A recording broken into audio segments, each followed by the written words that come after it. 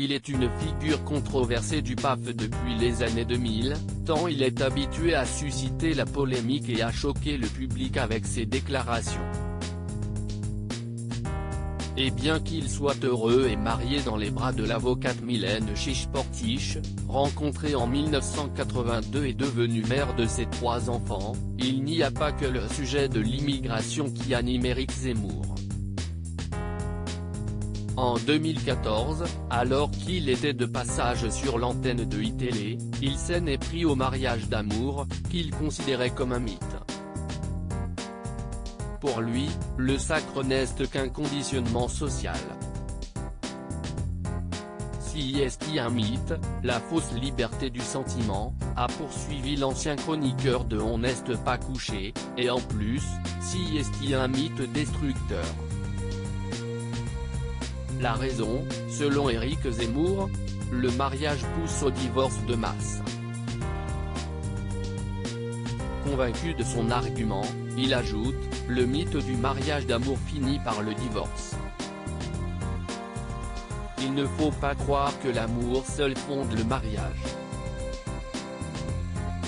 Ça, si est un mythe moderne qui est une erreur historique. Propos qui, au moment des faits, ont quelque peu déstabilisé Pascal Praud. Éric Zemmour choquant sur le mariage homosexuel, une vision cynique de l'union maritale qui n'est rien comparée à celle qu'il cultive du mariage homosexuel.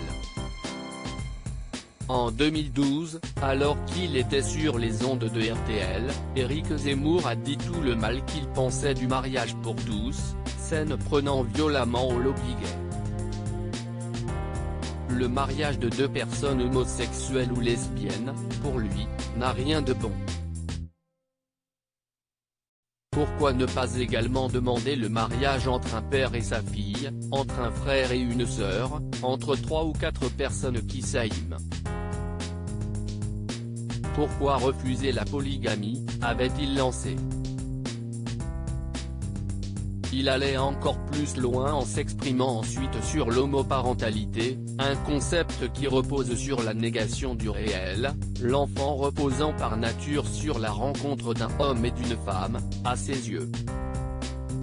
Ces propos n'ont pourtant rien pu faire contre la loi du 17 mai 2013.